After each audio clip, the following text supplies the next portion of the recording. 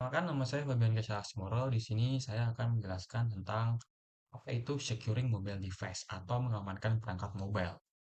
Nah, di era digital, perangkat mobile seperti smartphone dan tablet telah menjadi bagian yang tak terpisahkan dari kehidupan kita. Perangkat ini menyimpan banyak data pribadi dan sensitif. Oleh karena itu, penting untuk mengamankannya dengan benar. Keamanan perangkat mobile atau itu penting nggak sih untuk kita? Nah, serangan tas dan maraknya pencopetan virtual yang mengincar dompet digital di ponsel mengharuskan kita untuk waspada. Meski ada standar keamanan seperti enkripsi dan kode sandi, pengguna harus tahu ancaman yang ada dan cara untuk melindunginya. Apa sih eh, keamanan perangkat mobile? Nah, keamanan perangkat mobile itu adalah proses melindungi perangkat mobile dari akses yang tidak sah atau perubahan pencurian data. Tujuannya untuk melindungi data dan privasi pengguna. Untuk jenis-jenis perangkat mobile sendiri ada smartphone dan tablet, perangkat yang paling umum yang ditemui di masyarakat. Setelah itu di sistem operasi atau mobile OS. Nah, sistem operasi ini adalah software yang menjalankan berbagai fungsi dasar pada smartphone atau tablet seperti telepon, SMS, internet, dan menjalankan aplikasi. Ada beberapa contoh mobile OS yang populer seperti iOS, khusus pengguna perangkat Apple dan juga Android sistem terbuka berbasis Linux dari Google. Tidak kalah penting dari sistem operasi ada IMEI. IMEI atau International Mobile Equipment Identity. Ini adalah nomor unik wajib ada di setiap ponsel untuk bisa telepon, SMS, dan internet. IMEI berfungsi sebagai identitas perangkat di jaringan seluler. Nah, tujuan utamanya itu untuk mengenali perangkat dan mencegah pencurian. Nomor IMEI tersimpan permanen di perangkat keras ponsel dan nyaris tidak bisa diubah tanpa merusak perangkat. Kenapa IMEI penting? Pertama, IMEI membantu operator melacak penggunaan ponsel, mengenali pengelalan, dan jenis perangkat yang digunakan. Selain itu, IMEI juga memungkinkan operator untuk memblokir ponsel curian dari jarak jauh. Lalu ada yang namanya memperbarui sistem operasi mobile. Penting bagi kita untuk memperbarui sistem operasi perangkat mobile secara teratur.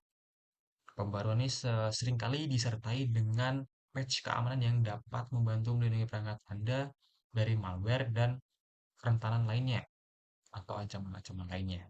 Anda dapat memperbarui sistem operasi perangkat mobile Anda secara manual atau secara otomatis. Nah, cara memperbaruinya, yang pertama ada iOS. Pertama, buka aplikasi pengaturan, ketuk menu, ketuk pembaruan perangkat lunak. Jika pembaruan tersedia, ketuk unduhan dan install. Lalu tunggu hingga instalasi selesai. Lalu yang kedua ada Android. Buka aplikasi pengaturan, ketuk sistem, ketuk pembaruan sistem. Jika pembaruan tersedia, ketuk dan unduh dan install. Nah, penting untuk kita memperbarui sistem operasi mobile Anda dan tidak menggunakannya selama pembaruan. Memperbarui sistem operasi mobile adalah salah satu cara terbaik untuk memastikan bahwa perangkat Anda aman. Pembaruan sistem operasi seringkali menyertakan patch keamanan yang dapat membantu melindungi perangkat Anda dari malware. Anda dapat memperbaruinya secara manual atau otomatis. Sekian, terima kasih. Halo semuanya, perkenalkan nama saya Vincentius Vansya. Di sini saya akan mencoba menjelaskan tentang securing mobile devices, di mana materi yang akan saya jelaskan yaitu apa aja sih ancaman-ancaman yang ada, lalu tentang mobile malware, antivirus, securing WiFi connectivity, dan juga mobile security tools. Apa aja sih ancaman-ancaman yang ada? Yang pertama, menguping. Menguping adalah penyadapan komunikasi pribadi secara real-time tanpa izin, seperti panggilan telepon, pesan instan, atau konferensi video. Istilah menguping berasal dari praktik berdiri di bawah atap rumah untuk mendengarkan percakapan di dalamnya. Yang kedua, akses tidak sah. Pengguna sering menyimpan detail login mereka di ponsel untuk akses lebih cepat ke aplikasi. Ini membuat peretas lebih mudah mengakses akun email dan media sosial, aplikasi, dan jaringan pengguna dengan hanya meretas satu perangkat. Yang ketiga, pencurian dan kehilangan. Ponsel sangat rentan terhadap kehilangan data. Pengguna menyimpan berbagai jenis informasi pribadi dan rahasia di ponsel mereka. Pencurian satu perangkat dapat menyebabkan pelanggaran beberapa akun pengguna.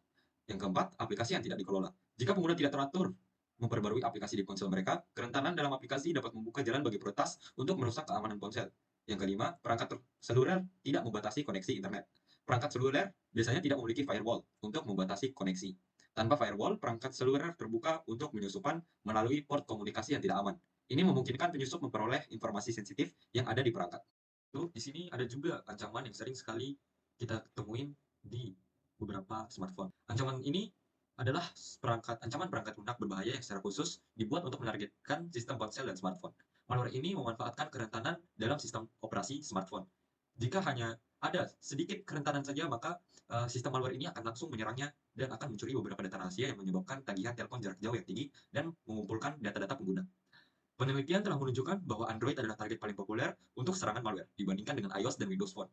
Salah satu jenis serangan malware yang umum adalah root malware, di mana peretas memperoleh hak istimewa administratif dan izin akses file untuk ponsel korban. Serangan malware seluler dapat diminimalkan dengan memperbarui sistem operasi seluler secara teratur ke versi terbaru. Agar ancaman-ancaman tersebut tidak menyerang komputer kita harus memasang antivirus. Memasang antivirus di komputer adalah hal yang umum, namun tidak demikian pada perangkat seluler. Ini karena keharusan bagi komputer karena ada banyak aplikasi, malware, dan vektor serangan yang perlu dikhawatirkan.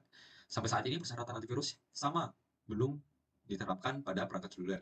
Smartphone dan tablet dibangun di atas platform yang lebih baru dan lebih sadar akan ancaman modern. Sebagai contoh, sebagian besar perangkat seluler tidak mendukung Java Runtime Engines dan Flash.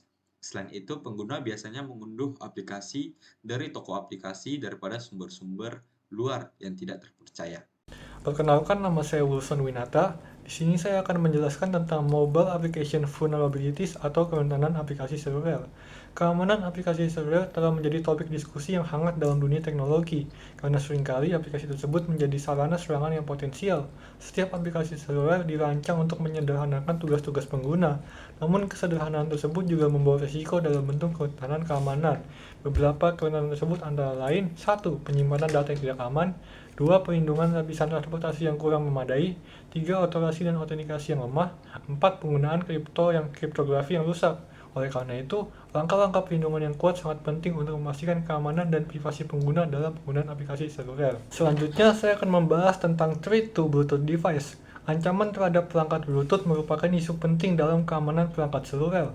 Meskipun perangkat seluler dapat terancam oleh aplikasi yang diinstal, namun perangkat lunak seperti Bluetooth juga rentan terhadap serangan. Bluetooth merupakan perangkat lunak jaringan lokal nirkabel yang digunakan untuk menghubungkan ponsel, laptop, dan printer.